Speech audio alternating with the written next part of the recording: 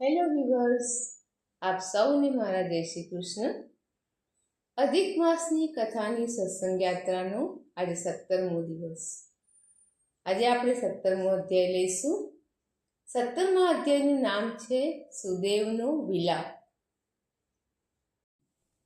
શ્રી નારદે પૂછ્યું, હે કૃપાના સમુદ્ર શ્રી નારાયણ, તપનો ભંડારે સુદેવ ખૂબ બોધ પામ્યો. તે પછી તેનું શું થયું હતું? સાંભળનારના પાપનો નાશ કરનાર એ ચરિત્ર મને કહો. શ્રી નારાયણ બોલ્યા, પોતાનું એ પૂર્વજન્મનું ચરિત્ર સાંભળી રાજા દંડધનવાનું મોઢું આશ્ચર્યચકિત થઈ ગયું. તે પછી આગળ સાંભળવા તે ઉત્સુક જણાયો, એટલે વાલ્મીકીએ ફરી આગળ કહ્યું. વાલ્મીકી બોલ્યા, પત્નીના મોઢેથી એવી શીતળ વાણી સાંભળી સુદેવે ધૈર્ય ધર્યું અને શ્રીહરિમાં ચિત્ત લગાડી દીધું. તેણે દિન મોડે નિશાસા નાખ્યા અને જે થવાનું હશે તે થશે જ એવો મનમાં નિશ્ચય કર્યો. તે પછી પુષ્પ વગેરે માટે તે વનમાં ગયો. એમ પોતાની નિત્યક્રિયા કરતા અનુક્રમે તેનો કેટલોક સમય વીતી ગયો. એક સમયે યજ્ઞકાષ્ઠ, દર્ભ તથા ફળ વગેરે માટે તે વનમાં ગયો. ત્યાં પણ સુદેવ શ્રીહરિના ચરણકમળનું મનમાં ધ્યાન કર્યા કરતો હતો. તે જ દિવસે તેનો પુત્ર મિત્રોની સાથે વાવ પર ગયો. મિત્રોની સાથે વાવમાં બેસી પાણીમાં તે રમવા લાગ્યો. વારંવાર હસતા તેણે બાળકો પર પિચકારીથી પાણી ફેંકવા માંડ્યું. ઉનાળાનો સમય હતો, તેથી વારંવાર પાણીમાં રમતા તેમને આનંદ થતો હતો. એમ બધા છોકરા અતિશય પ્રેમપૂર્વક રમતા હતા. તેવામાં ત્યાં ઉભેલા તેને છોકરાઓએ ભીડમાં લીધો, એટલે મિત્રવર્ગના ભયથી તેણે જલ્દી ઊંડા પાણીમાં નાસી જવાની ઈચ્છા કરી અને દૈવથી પ્રેરાઈ ત્યાં ઊંડા પાણીમાં પોતાનો શ્વાસ રોકી ડૂબકી મારી. એમ પોતાના મિત્રોને તે છેતરતો હતો, પણ ત્યાં તે ગભરાઈ ગયો. ત્યાંથી બહાર નીકળવા તેણે ખૂબ પ્રયત્ન કર્યો, પરંતુ પાણી ખૂબ ઊંડું હતું. તેથી બહાર ન આવતા એકદમ ત્યાં જ પાણીમાં જ મૂંઝાઈ જઈને તે મરણ પામ્યો. એમ પાણીમાંથી તે બહાર ન આવ્યો તે જોઈ તેની સમાન ઉંમરના તેના બધા મિત્રો મનમાં ભયભીત થયા અને હાહાકાર કરી તેઓ સઘળા એકદમ દોડી ગયા. તેઓએ અત્યંત શોકપરાયણ થઈને એ વાત ગૌતમીને જણાવી. ત્યારે વજ્રપાત જેવી અતિ અપ્રિય તે બાળકોની વાણી સાંભળી પુત્ર પર પ્રેમવાળી ગૌતમી બેભાન બની જમીન પર ઢળી પડી. એ સમયે સુદેવ પણ મનમાંથી આવી પહોંચ્યો અને પુત્રનું મરણ સાંભળી તે પણ બેભાન થઈને લાકડીની પેટે પૃથ્વી પર પડ્યો.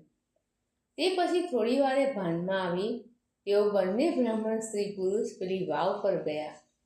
ત્યાં પાણી પર તરી આવેલા મરેલા પુત્રને ભેટી પડી તેના શરીરને પોતાના ખોળામાં લઈ સુદેવે તેના મુખ પર વારંવાર ચુંબન કર્યું.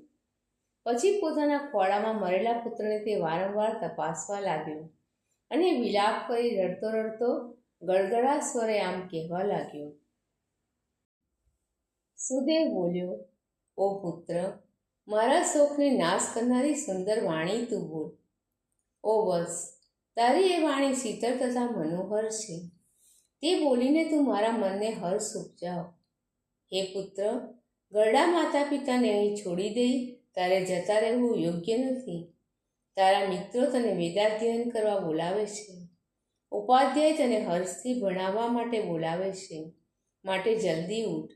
હે પુત્ર, હજી સુધી તું કેમ સૂઈ રહ્યો છે? હું તને છોડીને ઘેર જવાનો નથી. મારું ઘેર શું કામ છે? હવે તારા વિના મારું ઘર મને વેરાન જંગલ જેવું લાગશે.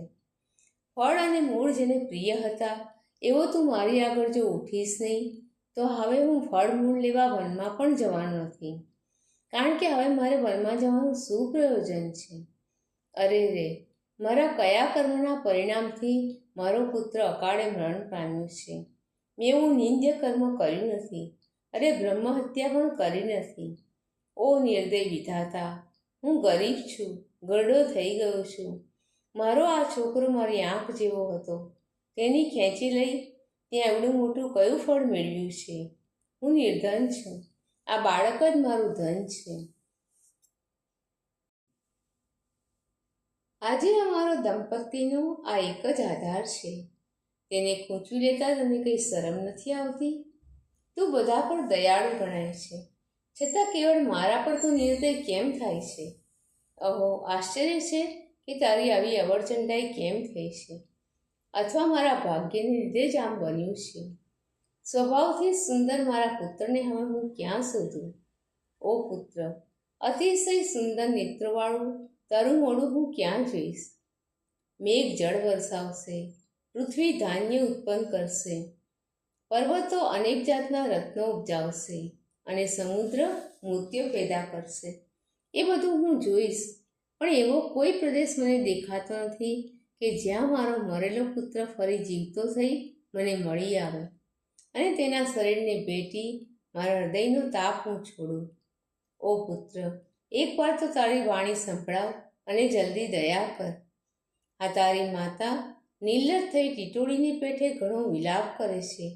તેને જોઈ હે પુત્ર તને દયા કેમ નથી ઉપજતી? અમારી માતા પિતાની રજા લીધા વિના આજ સુધી ક્યાંય પણ તું કદી ગયો નથી, છતાં હે પુત્ર આજે અમને પૂછ્યા વિના જ મરણના લાંબા માર્ગે તું કેમ જતો રહ્યો છે? હવે હું વેદાધ્યયનની સુંદર વાણી કોની સાંભળીશ? ઓ વત્સ, મધુર મનોહર વાક્ય બોલતો તને હું યાદ કરું છું, છતાં મારું હૃદય આજે સેંકડો ટુકડાથી ચીરાઈ જતું નથી.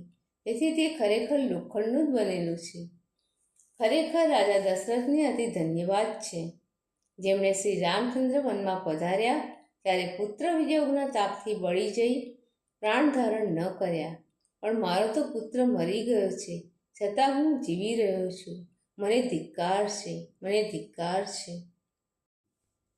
એમ વિલાપ કરી સુદેવે ભગવાનને સંબોધી કહેવા માંડ્યું: હે ગોવિંદ, હે વિષ્ણુ, હે યદુનાથ, હે નાથ, હે રૂક્મણીના પ્રાણપતિ, હે મુરારી, હે દીનદયાળ, હે ભગવાન, હે દયાળુ, પુત્રના વિરહરૂપ અગ્નિના તાપથી બળતા મારું આપ રક્ષણ કરો. હે દેવાધિદેવ, હે સમગ્ર લોકના નાથ, હે ગોપાલ, હે ગોપીઓના ઈશ્વર, હે સુદર્શન ચક્રધારી, હે યમુનાના ઝેરનો દોષ દૂર કરનાર, પુત્રના વિયોગરૂપ અગ્નિના તાપથી બળતા આપ મારી રક્ષા કરો. હે વૈકુંઠના પતિ, હે વ્યાપક, હે નરકાસુરના શત્રુ, હે સ્થાવર જંગમના આધાર, હે સંસાર સમુદ્રમાંથી તારનાર, હે બ્રહ્મા આદિ દેવોએ નમન કરાયેલા ચરણવાળા, પુત્રના વિરહરૂપ અગ્નિના તાપથી બળતા આપ મારી રક્ષા કરો. ખરેખર મારા જેવો બીજો કોઈ લુચ્ચો ન હોય કે જેણે દેવકીનંદન પરમેશ્વરના વચનનો અનાદર કરી પુત્ર માટેની દુષ્ટ આશા કરી. પરંતુ દૈવે નષ્ટ કરેલી વસ્તુને કયો અભાગ્યો માણસ મેળવી શકે છે? ઇતિ શ્રી બૃહન્નારદીય પુરાણ વિષયના પુરુષોત્તમ મહાત્મ્યમાં સુદેવનો વિલાપ નામનો 17મો અધ્યાય સમાપ્ત. દર્શક મિત્રો, આપ સૌને મારા જય શ્રી કૃષ્ણ. કાલે ફરીથી મળીએ અધિક માસની કથાની સત્સંગ યાત્રામાં એક નવા અધ્યાય સાથે.